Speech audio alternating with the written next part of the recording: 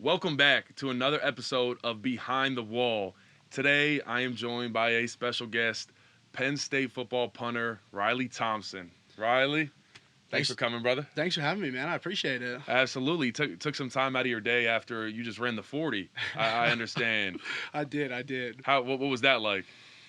It was good. I mean, the time's unofficial Yeah. right We don't now. got the we don't got the lasers out there. No like Yeah. laser times. It's all hand. It's Chuck Losey's out there with the stopwatch, giving you a "Let's go, beast."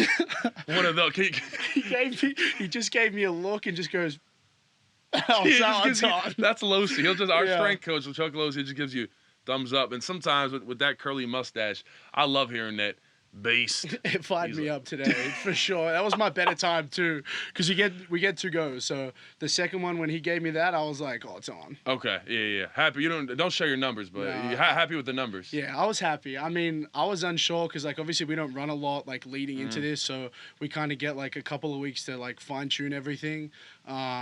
Just with kicking and things like that, it's kind of harder.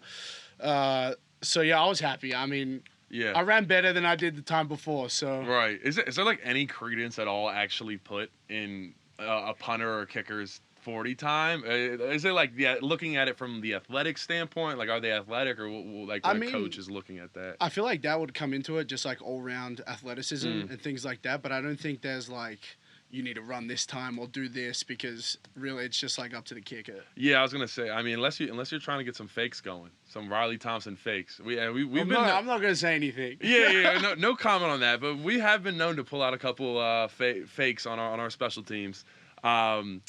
Spring ball just ended. How you feeling? It's always nice when spring ball ends and the semester's almost over and summer's kind of the fun, easy time period for the boys. So how did spring ball go for you? And obviously adjusting to a new coach with Coach Lustig. What was that like coming in and adjusting, I guess, to a new coaching style too?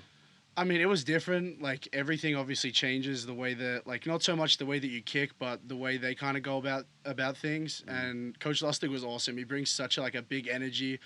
He was pumping all the boys up the whole time. Obviously, got on us a bit when we weren't doing the right thing. Yeah, always. But like he was awesome, man. Like we had a blast all spring ball. This is like my third special teams coach in 3 years. So, Oh wow. for me, it was just like, yeah, new system, same type of deal. But it was awesome. We had a great time. The boys got out there and really ripped it. So it was good. Yeah, definitely. So, dang, that's crazy. Adjusting to a new coach every year. I guess that's kind of the norm for you, like you said. But what kind of goes into that from like a punting standpoint? How different really are the schemes, or would you say for the most part it's kind of similar, or are they asking you to do something a little different in each scheme? Not so much like it's not so much on us. We kind of just go out there and kick. I mean, that's how I look at it myself. Like Yeah. I'm just like I'm not worrying about everything. Like I've got to kick a good ball, and that's kind of my job. So you kind of leave it up to them and let them figure it out. And then you go out there and make the kick, and it's kind of up to you. So for us, it's not a huge difference really. It's kind of just go out and do your job. Right. Yeah. No, I feel that, man. It's that's what it's about, man. Going out there and just handling business, and sometimes you gotta take away those external factors and just handle your job. You were just talking about spring ball though, and having the boys ready. I am curious, and I feel like some fans are curious. What does like a practice? Now you don't got to give like the whole shell, but what does a practice look like? No, because you got to be careful with kickers and punters because it's similar to like a pitcher in baseball where they can't just kick the whole time. Like you'll tear your legs up and so you can't overwork. So like how many kicks are you getting during practice? Would you say? I mean, like, so it kind of differs. We warm up and get ready and everything like that. So whatever your warm up is, you kind of go through that. But roughly you'll get like 6 to 8 like live reps, which are the ones obviously that are charted. Everyone's out there, which are the important ones because you can go and kick like a million practice balls and it's all good. But like the actual reps that matter are probably like 6 to 8.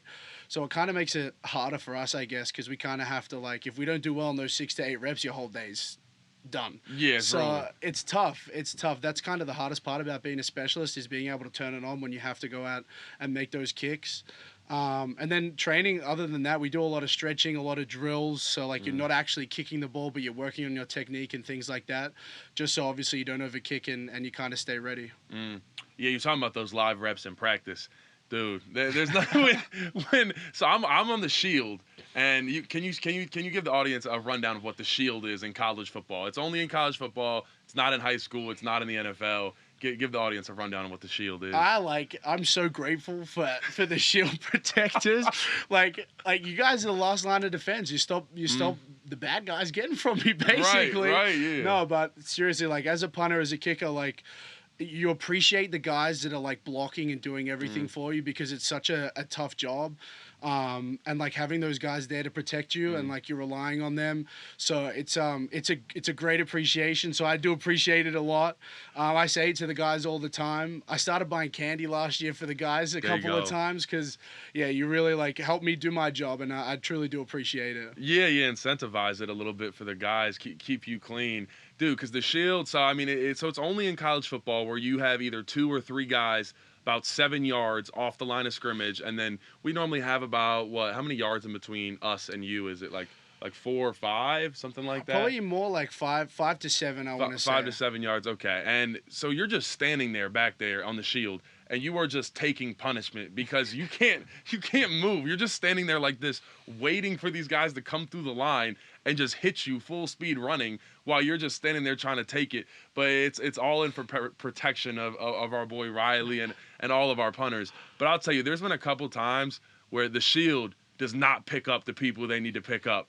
And I've seen this dude get destroyed. Which game was that this year that you got absolutely just destroyed? I mean, someone almost took your head off. Yeah, it was in the Iowa game. And yeah, it was just like it was just something that happened, and it was a rough one. It was because I went down, and then I heard like everyone like go, "Ooh," and then I looked up. I looked up at like the Megatron. I don't know what you call it. Yeah, the Jumbotron, and I was like, yeah, that was pretty. It looked a lot worse than it was. Like I was fine. Yeah, it didn't actually like hurt me at all. Like it was a little stinger, but it wasn't like I snapped my leg, and that's what it like sounded like when it happened. And my parents were actually there. My whole family, my parents, my sister, and her boyfriend.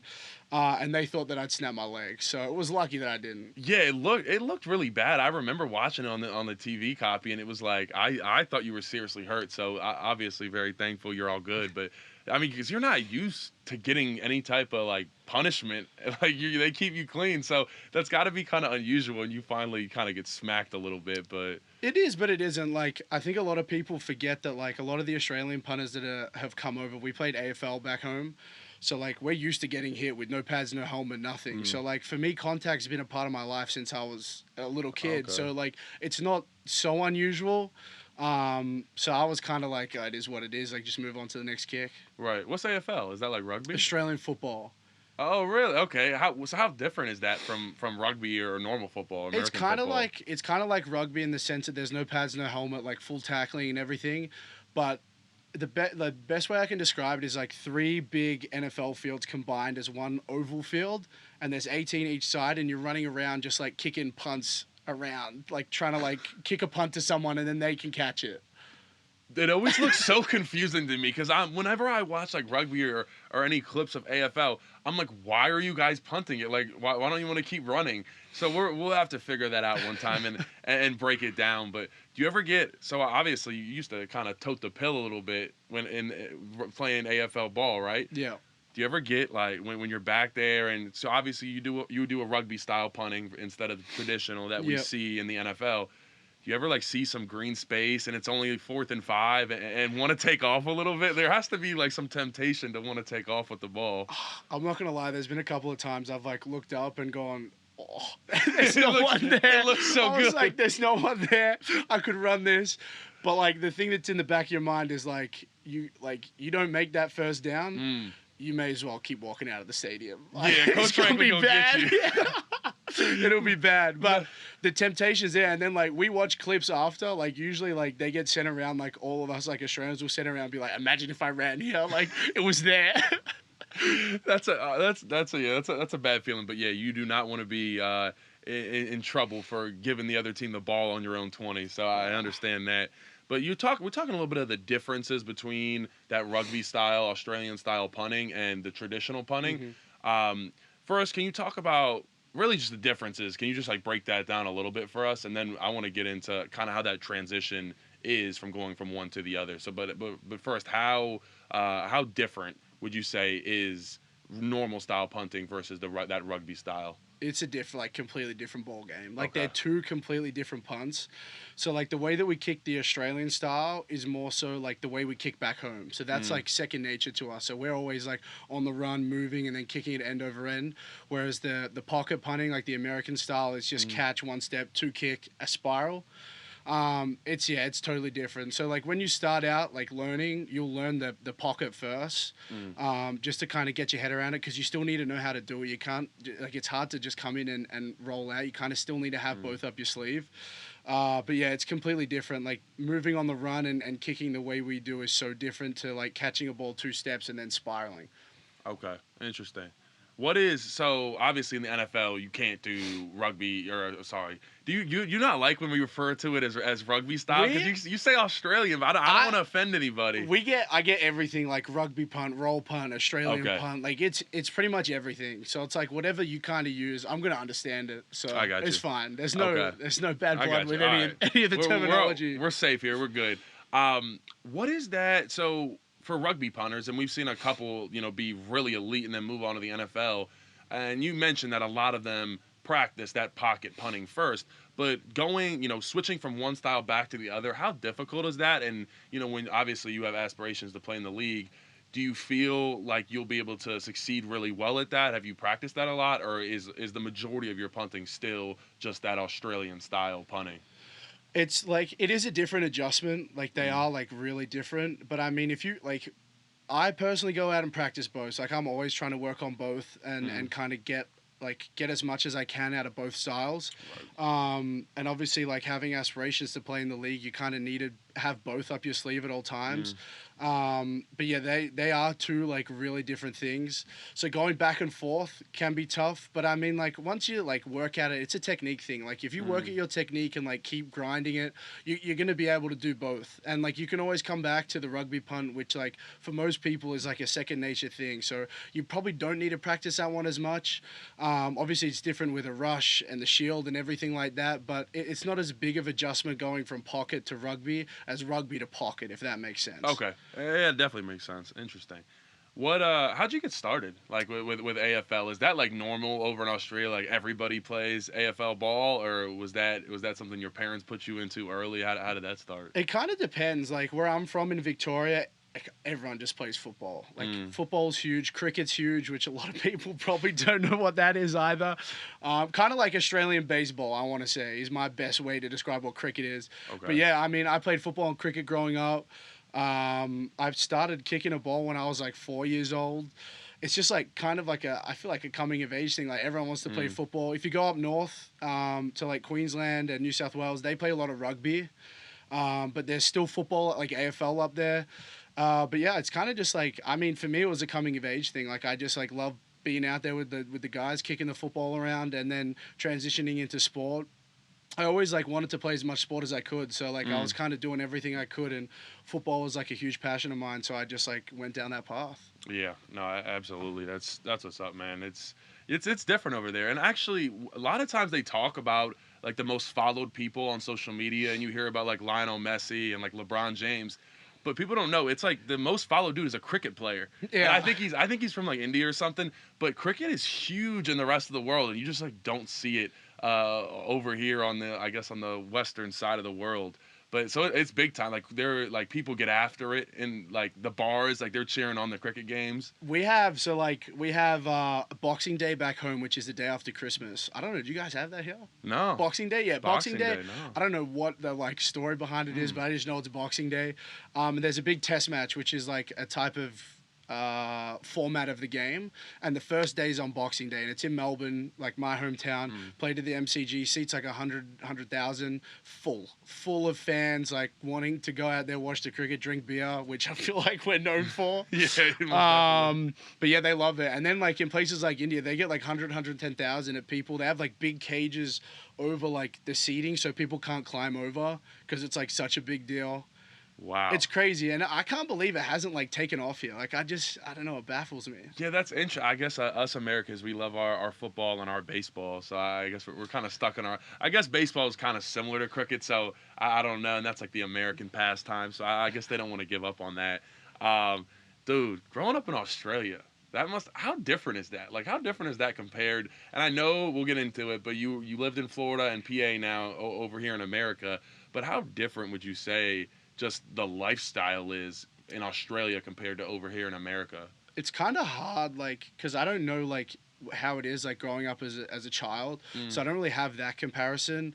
And also, I got like thrown straight into like Division 1 football, so it's like a very different lifestyle to a lot of people live.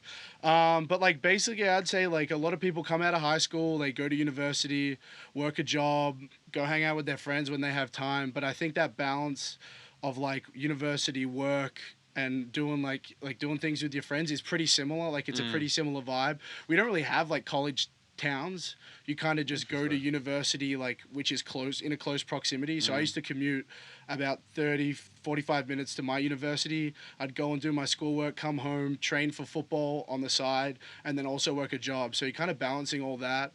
Hmm. So it kind of just depends what you do with your life. Like as a sports player, it's like university, working, and then football too, which is very different to here compared to like being in a college like football team, I'd say. But yeah, I mean, students are students. They get up Yeah. to what they get up to. Yeah, they party and have a good time. What dude, it's just what is I'd say so the people. How would you compare Okay. the people? And let's start with Australia and Florida first because anybody who's watching this, you know, and people joke about it. Florida is like its own place. It's almost like a subsection of America because the people are so unique down there. So first, let's compare what was that not only like people but the lifestyle of Florida compared to Australia. I think like the lifestyle for me, because I live near the beach, was kind of similar. Like it's a Mm. beachy vibe. Like people are kind of like always hanging out like at the beach and things like that. Mm.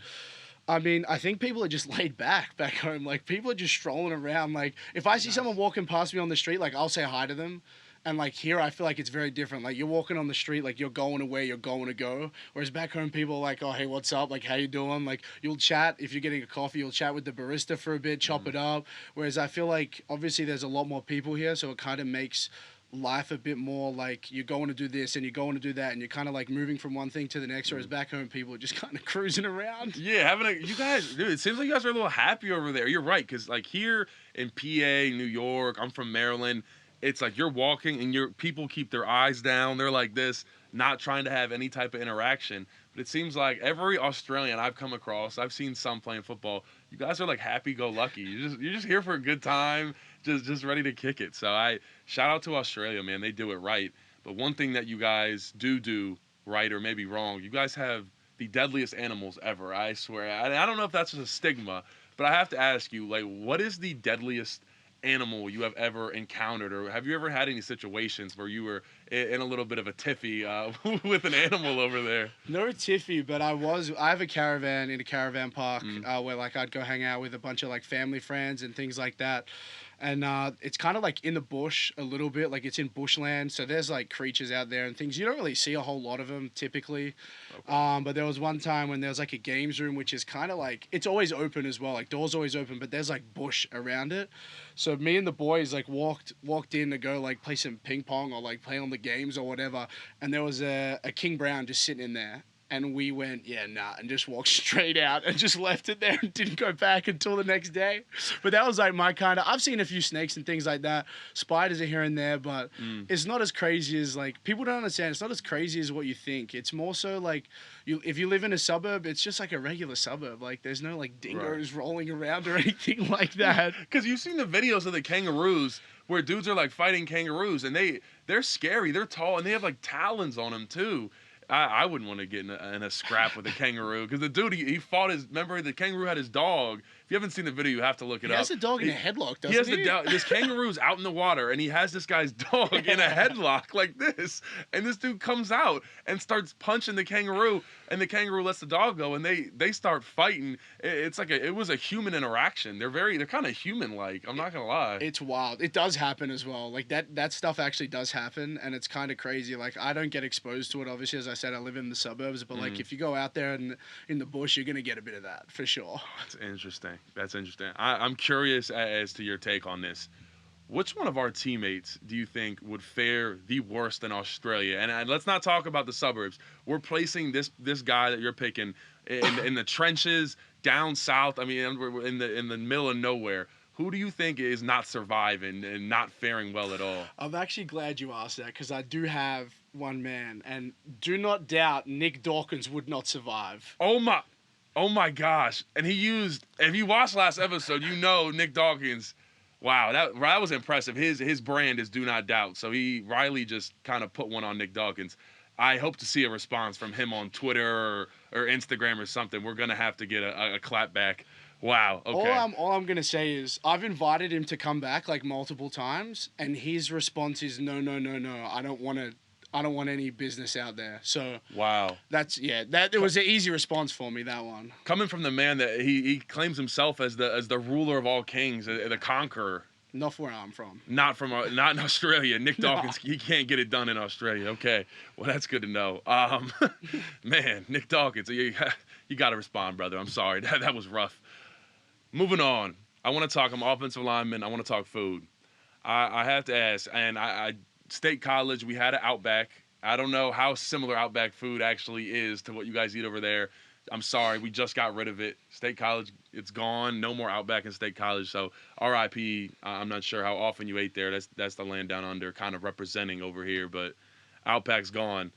But I want to ask, what does a normal day of food look like for you in Australia? So like, take us through breakfast, lunch, and dinner, and just what you generally have for those meals over there. I'm a big breakfast guy, so I'm cooking like bacon, eggs, avocado on toast. Okay. Like I'm setting it all up for normal. the breakfast. I feel like not too out of the ordinary. And then shout out to my mom back home. I lived at home until I moved here, so she cooked a lot of my meals. I'm always super grateful for that. But I'm saying like I ate a lot of meat and salad. Like I was just steaks. Steaks was my go-to. I still eat a lot of steak here. And then like pasta casseroles and kind of things like that. We do have the one thing that that does annoy me here, and like when you go to like a restaurant and order like chicken parm, there's like the pasta on the bottom. Like it's probably the tradition. Like I don't know, but we don't eat like a chicken parm like that. Like if you go to a restaurant and order chicken parm, it's like the schnitzel with like the sauce, ham, cheese, and then like fries and a salad. Oh, no pasta. No pasta, and it's like the greatest meal. That sounds good. Chicken parm with some fries. We're gonna have to implement that over here. We gotta talk to some people. Maybe I need to start something up here. Yeah, hold on. You need to start a little chicken parm stand. Yeah, I wouldn't be against that. The pasta isn't even that good, honestly. Okay, well that's interesting. I'm not trying to throw any shade out there either. It's just like I feel like it's a stock standard like Australian thing to do is like have a chicken parmy. Chicken parm, I like it. Hey, Palmy or Palmer, it kind of goes both ways. Okay. When people say you want to get a Palmer or you're gonna get a Palmy, and it's like, all right. Oh, so that's like so chicken parm's like a staple over there. Yeah. Oh wow, I didn't know that. Yeah. Okay. Yeah, big time. Interesting. Huh. What else? Is there any like foods that you guys eat pretty regularly that you think that you just don't see over here at all? I used to work at a fish and chip shop, so like. Ooh. For people that don't know, we say chips instead of fries. So like I'll order and be like, yeah, I'll get chips on the side, and they bring out like potato crisp, and I'm like, what are we doing? Who are we kidding here? That's what I'm saying. But yeah, we like deep fry fish, grill fish. They serve like souvlaki's and burgers, and you just go and pick it up and take it home. It's like relatively cheap too, and it's like I think we got it from the Brits, but I'm gonna claim it. It is. But I'm gonna claim it because I worked there back home, so that's pretty stock standard. But we're like, I want to say we're really multicultural, so you get a whole lot of like different foods, a range of like foods. Okay. Like I love banh mi's, which are Vietnamese. They're like one of my favorite. Like first thing I'll eat when I go home is a banh mi, just because I love it. Wait, what is that? It's like a Vietnamese roll, and it's kind of like I don't know how to explain it. It's like Yeah, it's just like a roll with like a bit of salad and like crispy pork with like Okay. crackle in it. It's like my favorite thing to eat. And then meat pies, which you guys don't Mm. have. I don't know if you've heard of the meat pie. No, I think I've heard you mention it before in the locker room, but no, I've never had the opportunity to have a meat pie. Meat pie or sausage roll. Oh, They're the, sausage roll. Okay. yeah, we do. Yeah, they're like usually like at like bakeries and stuff. They'll do like pasties, meat pies, sausage rolls. Mm. Go pick a few of those up, and you're cruising. Okay. Dude, I got a lot of people love how you talk. I do have to ask, could you give us a couple doses of Australian lingo, please?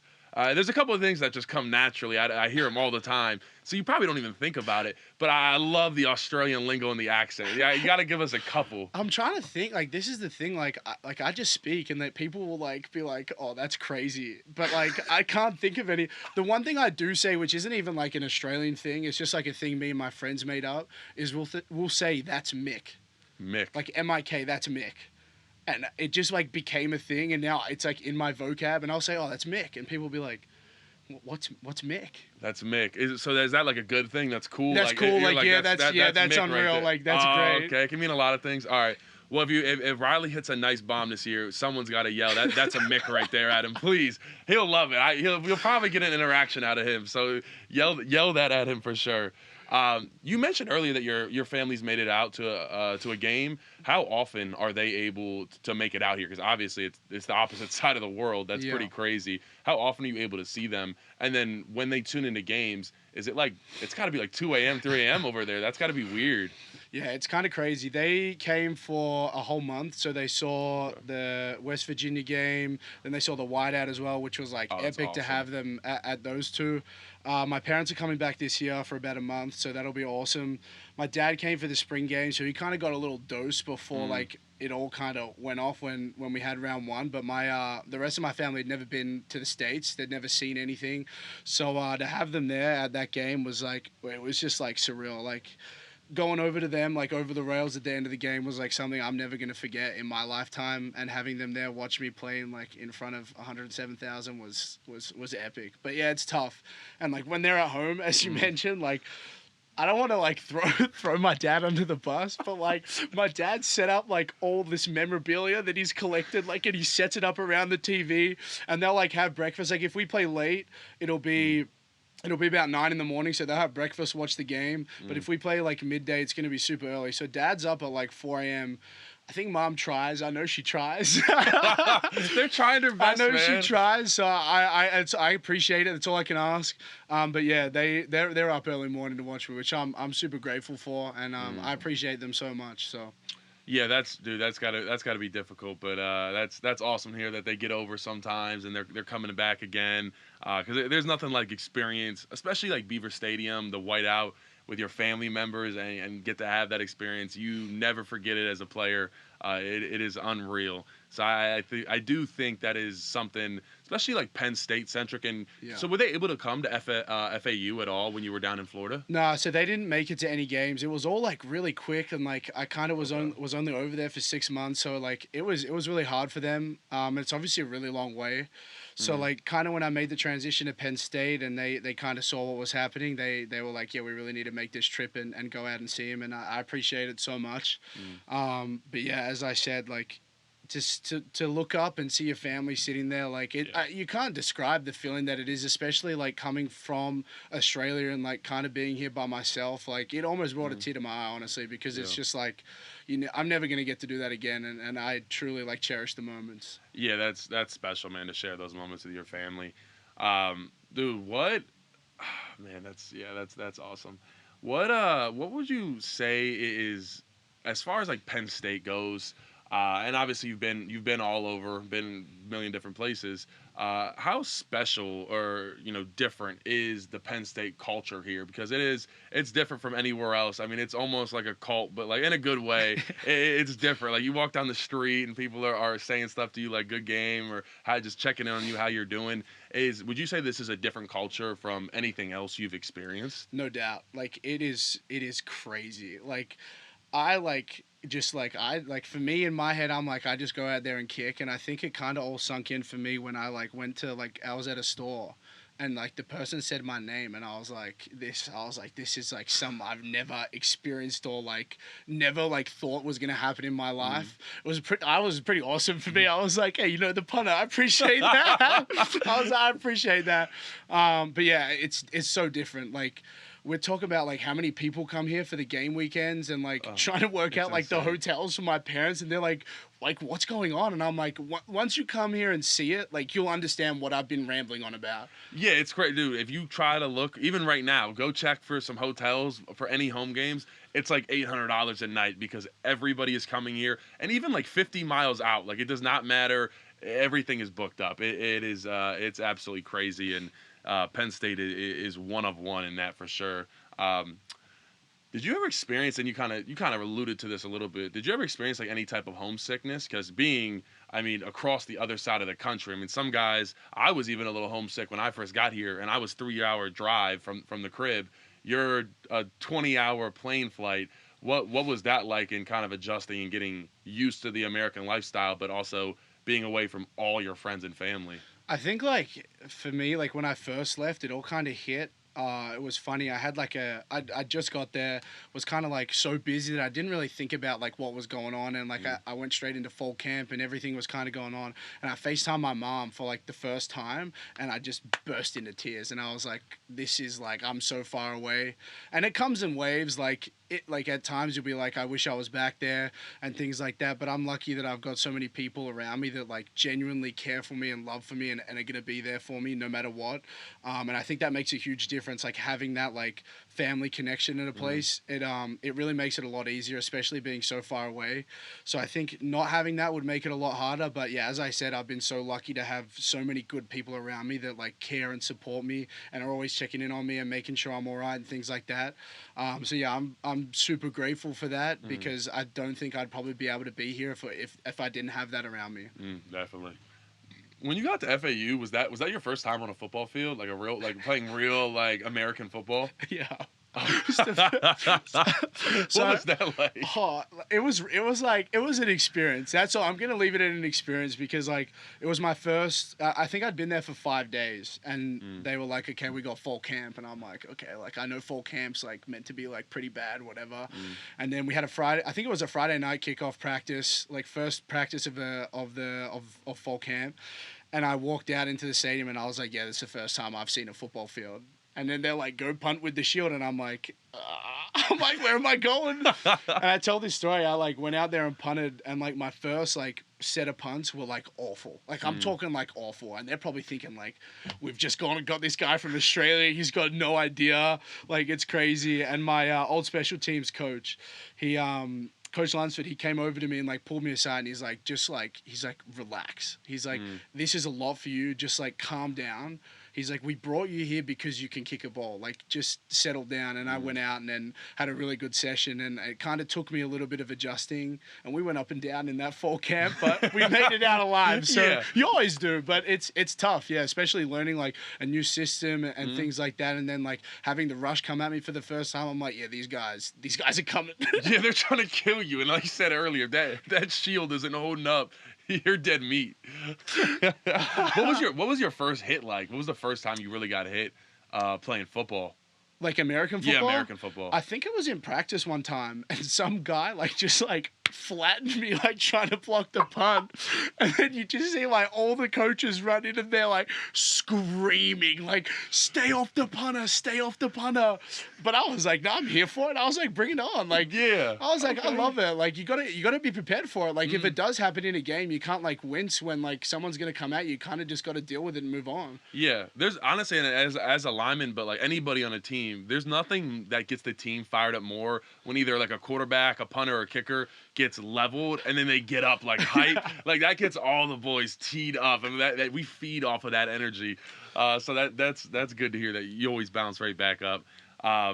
What like led to you leaving FAU? Was it just other opportunity and kind of talking to like Coach Franklin? What made you want to come to Penn State too? So it was an academic situation. So I studied back home.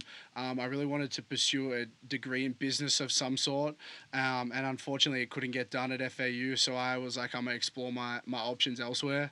and then kind of worked out with the school, like, can this be done? And they like, I appreciate like the academic team and the people at school for kind of being like, yeah, we can get you in this. And I was like, okay, that works. And then like just speaking to all the coaches, like there was so much love and like a family connection, which to me spoke volumes. And I say this a lot, like the history of punters that have come through here is just like ridiculous. So I was like, for me it was a no-brainer, and then everything else that like goes on here, the fans, the support, the college town, and then the college vibe and everything like that, I was like, I have to do it. And I tell this story sometimes. I don't know if it's out there, but before I left to like play college football, people would be like, "Oh, what's it like? What's it gonna be like?" And the video I would show them was the Penn State whiteout every time. That was before I even left to go to the States. So I was showing people Penn State whiteouts before I even knew I was coming here. So wow, that's how deep it went. And yeah, it was crazy. Yeah, it came full circle when and then you're punting in a Penn State whiteout. That's a full circle moment right there. That's pretty awesome. I called. Sorry to cut you off. No, go for it. I feel like I'm just spilling. I love it. I called my best friend because we were punting at the park, and he was like, "Oh, what school would you go to? Like, if you could pick any school right now, would you go?" I said Penn State for sure. And I made the phone call to him, and I was like, "I've got to tell you something. Like, this crazy stuff's gone down, blah blah blah." And he's like, "What's up, man?" And I was like, "I'm going to play football at Penn State." And like he talks a lot. We both talk a whole lot. And I didn't hear anything for 30 seconds. And he said, "You're lying." And I was like, I promise you. So like that moment as well was pretty awesome to have with one of my closest friends. And just to be able to like enjoy that with him too was pretty sick. That's awesome. Yeah, it's a really cool feeling, and just being around a special place and a special group of coaches too. I think, and you know, like you said, there's always turnover with coaches and different coordinators leaving, but I think the one constant with Coach Franklin is you understand that, and you know, and you put that trust in him that you committed to him, and he is going to be here. He's going to put you in the best situation possible. So what's your relationship like with Coach Franklin and like kind of the recruiting process? You know, he's a funny guy, and he's a top-notch recruiter. We can both attest to that. But what was like your first conversation like with Coach Franklin? Because he's a funny cat. It was funny. We were just chatting it up, and he was kind of like saying some Australian things. I knew he'd do that. I knew Coach Franklin would do that. Yeah, he was ripping some of the Australian things. It was good. I knew I wanted to come here, so like it wasn't a hard pitch. Yeah. So like it was good, and I kind of like told him, I was like, I love the place, so like you don't really have to like sell it to me as much. He did rip out the Foster's Lager call. What is that? Foster's Lager is like, everyone thinks it's like Australian, like this Australian beer that we all drink and like we worship, but no one drinks it. And like it sucks. So I was just laughing. I was like, yeah, no Fosters. I said, I'll come to Penn State, but don't bring the Foster top. Don't give me that. That's funny, man. What would you say is your favorite thing about Penn State as a whole? I mean, I always wanted to come to a college town. That was like my thing, because we don't have it, obviously.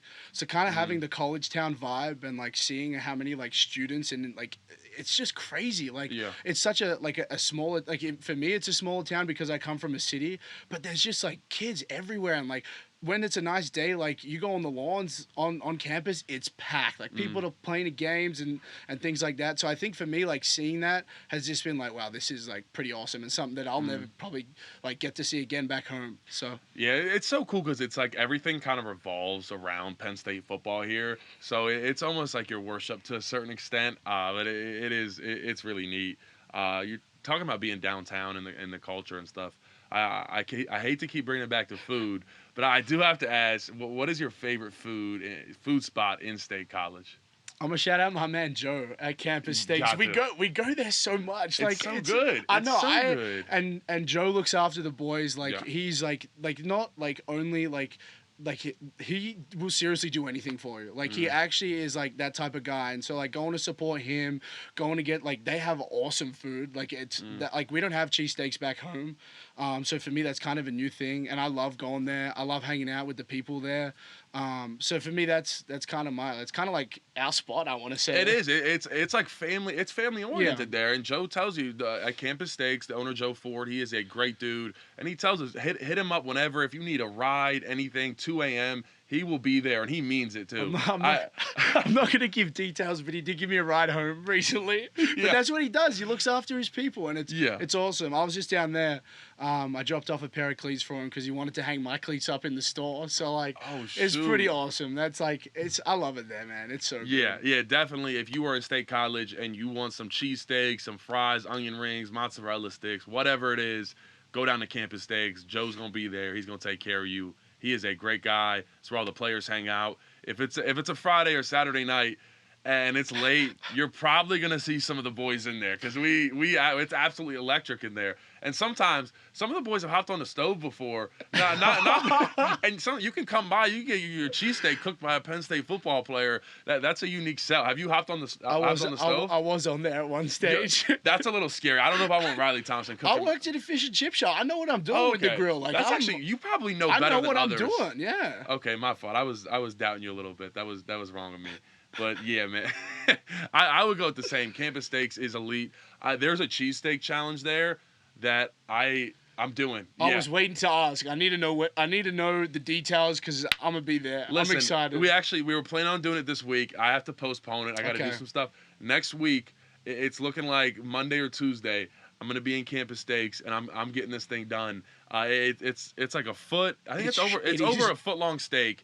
And then you have just a mountain of fries around it, and then a big drink, and you have to get it all done in 30 minutes. And I think the jackpot prize is up to it's almost $1,000. Yeah, it's close. So it's Joe, close. he's saying dude, we got to get some of these big football players in here. I'll have to give this money away to just some random dude. I'd love if one of you guys win it. So I'm taking the initiative as a former Penn State football player. I like that though. You're that type of guy. You'll take the initiative and get it done. Yeah, I got to get it done. So look out for that. We're gonna probably do a video on it. Michael, you got that? We're filming a video. Yeah, thumbs up. My man's back there handling it, working the cameras.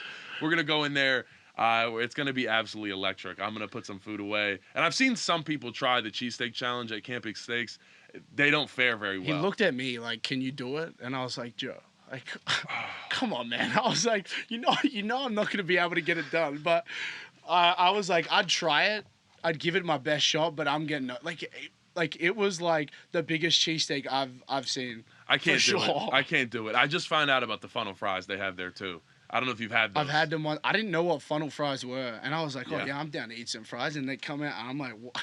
I was like, what? That's very American. I was like, what is that? We fry everything. That's just kind of how we get down. It's probably not very the same over there. But, we like to fry stuff over here in America. So I'm sure you're getting used to that.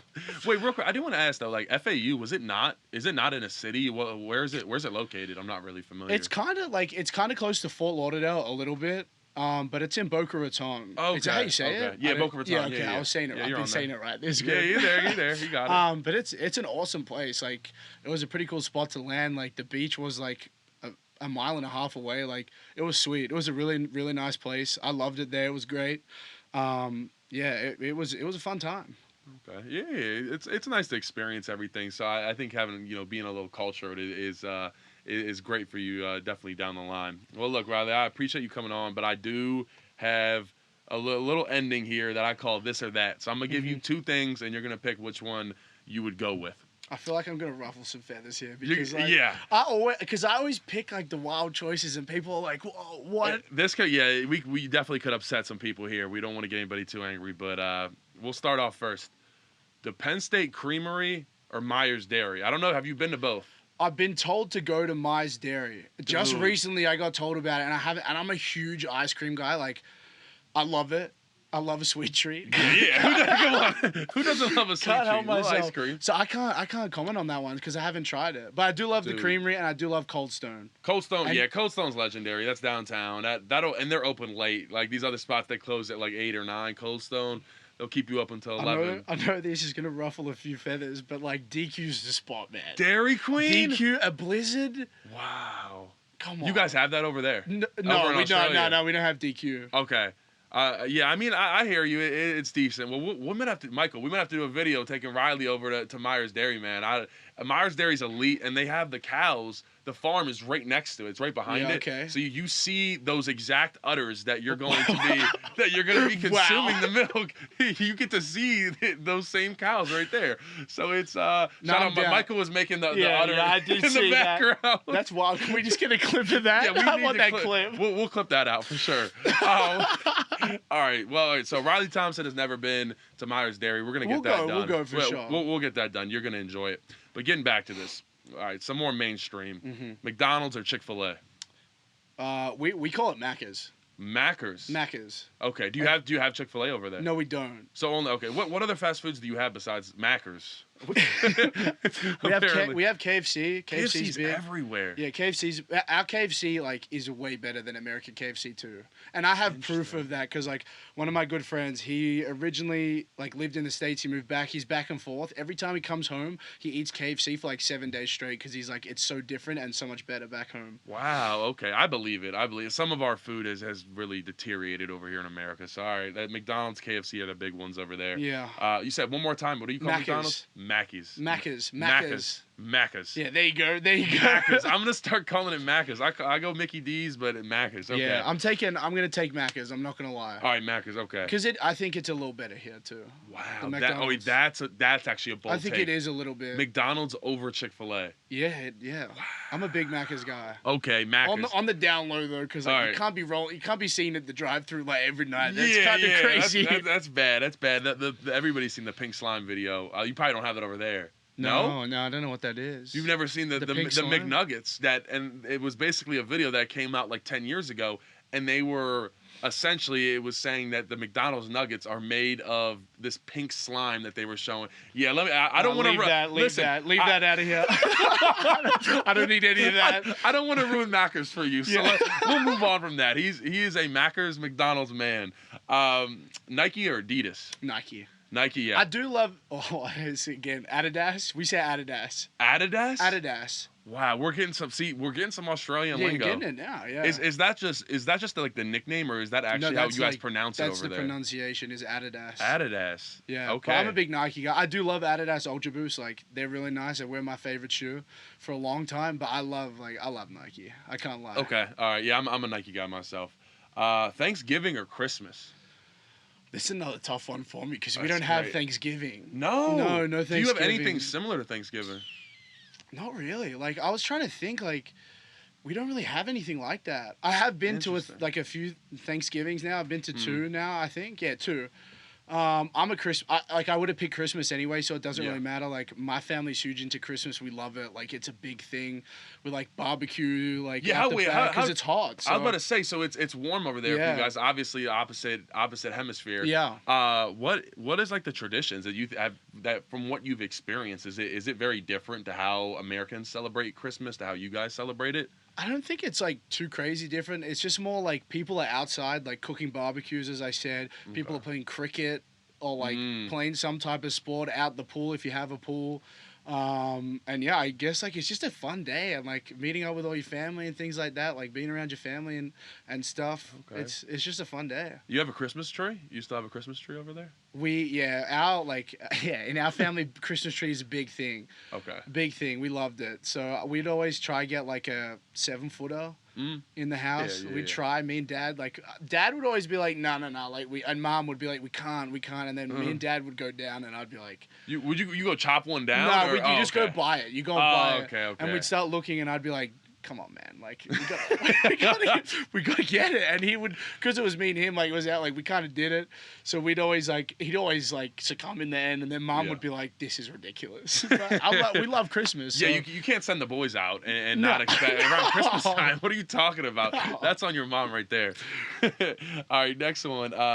Disney or Nickelodeon? And Nickelodeon, obviously, a little bit of a sore subject with, have you seen? No, you haven't seen the No. Nickelodeon documentary. No, I have not. All right, I won't get too much into it, but there was a documentary that recently came out about Nickelodeon and a lot of stuff that went on with the child actors and other people. wow. Some not good stuff. No. But we'll leave that out. Take that aside. Nickelodeon or Disney? I was right. Disney anyway. Always been a Disney kid. What best Disney show that or your favorite? Zeke and Luther's Nickelodeon. Yeah, I'll say that's Nickelodeon. Yeah. I love that one. Like I'd watch that on Nickelodeon, but Disney.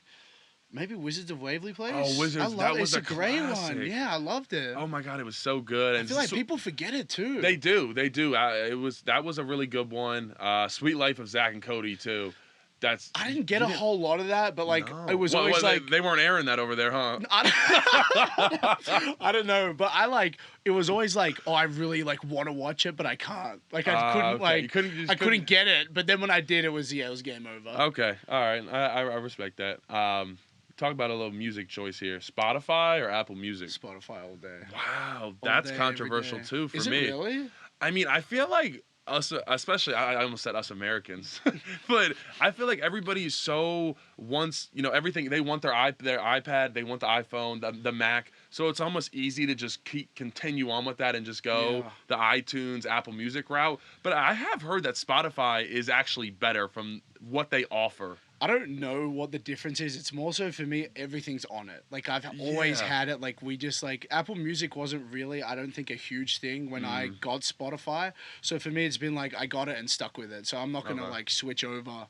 And like I also have like an iPhone and then like a PC. So I know that's gonna annoy a few people too, but it is what it is. I understand. I recently got a Mac. I will say the compatibility that Apple does a good job with that of kind of making us buy their own product. I Again mean, and shout again. out to Apple if they want to like help me out with a deal and get me a Mac. Then I'm all for it. But Okay, we're gonna have to reach out to Apple directly after this. I'll get on the phone. I almost said Steve Jobs. yeah, I Steve Jobs unfortunately is resting.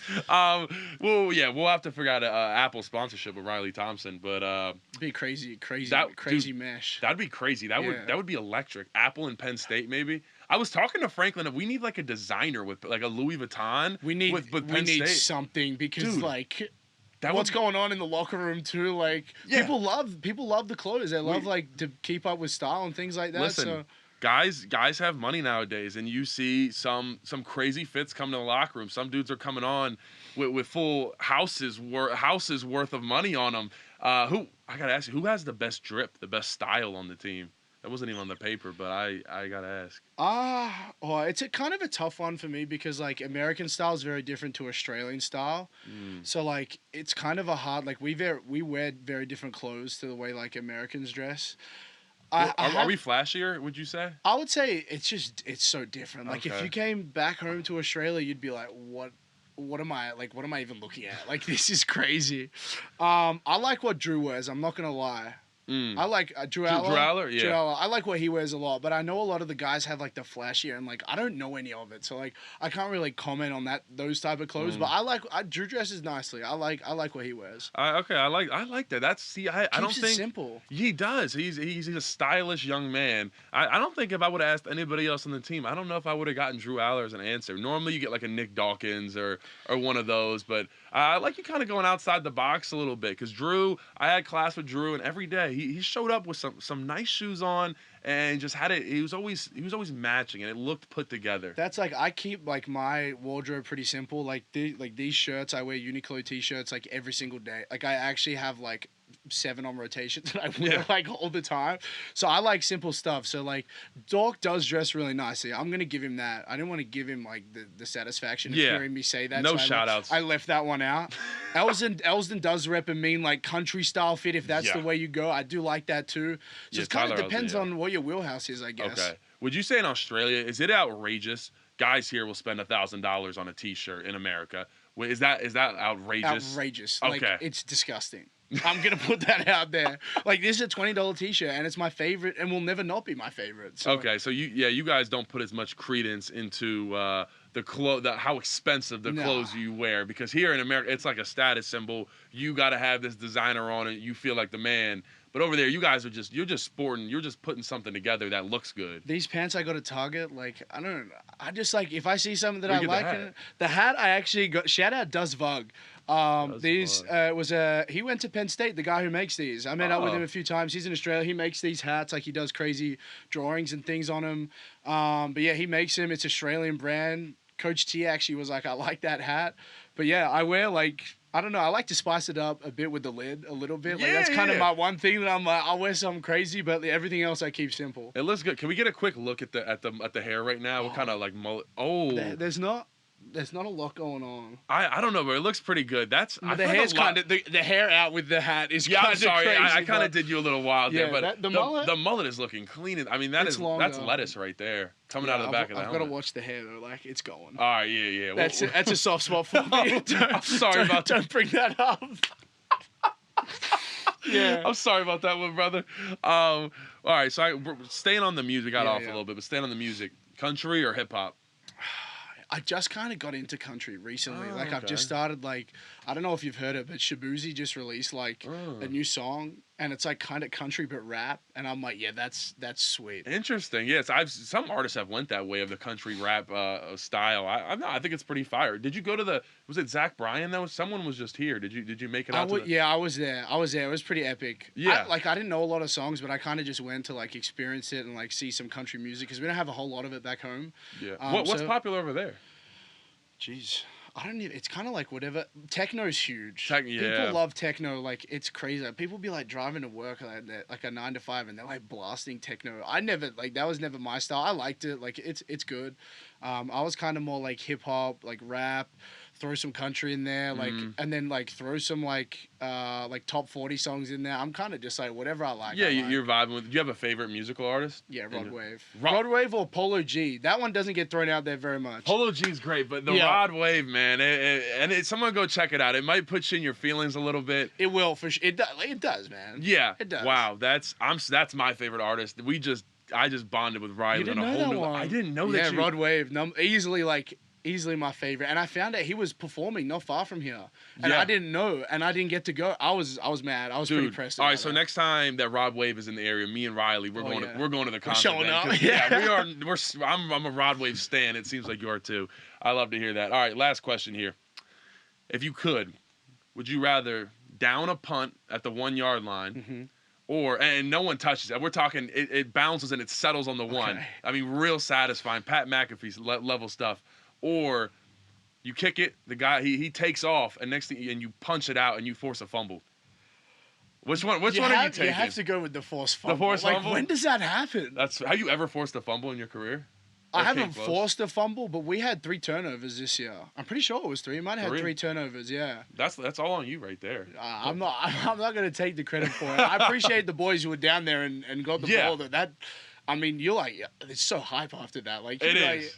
there was a couple where I was like, yeah, this is epic.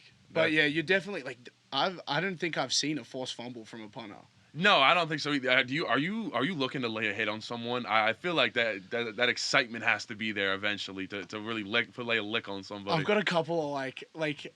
If I do my job properly, I shouldn't have to. Right, Like, right. like if you're getting down there and making a play, it's like, okay, you did something wrong. So like obviously we don't want to do that. But if the opportunity came, my eyes are going like, yeah, let's get it. I love it. I have challenged Dom DeLuca though. Is the Oklahoma drill the one where you like Yeah, You run around and then start it's just- and just hit each other. Yeah, I asked him to do it. No pads, no helmet, but I don't know if they're gonna let us do that. No, I don't think so. I would love there's a lot of people getting called out this episode. Riley Thompson's coming for next. Dom DeLuca and Nick Dawkins both need to respond on Twitter ASAP. Dom knows. Like he said he's gonna light me up. I said I don't think you will. Like I don't. It's just like no pads, no helmet. He's gonna be scared. Well, I look, think. he's a gritty dude, but you came up with no pads, no helmet. Correct. That's That's how what you I'm were. That's how saying. you were born and bred to That's play. how I'm leveling the playing field. Oh my gosh. Okay, yeah, I think I got Riley Thompson leveling Dom DeLuca. And Yeah, that's my there's roommate one, too. There's one. Yeah, I know that's crazy too. Actually, that you've just said that. Wow, I'm sorry, Dom, but he was born to do it with no pads and lay a lick on someone. So, hey man, Dom DeLuca, Nick Dawkins, we need a response from you guys within 24 hours. But look, Riley Thompson, man, I appreciate you coming on the podcast. It was a good time. Thank This you, was my man. fantastic. I appreciate it. It's always a good time, man. No doubt. I appreciate you having me on. Thank you. Absolutely. Good time with Riley Thompson. Thanks you guys for watching. Please subscribe, like below.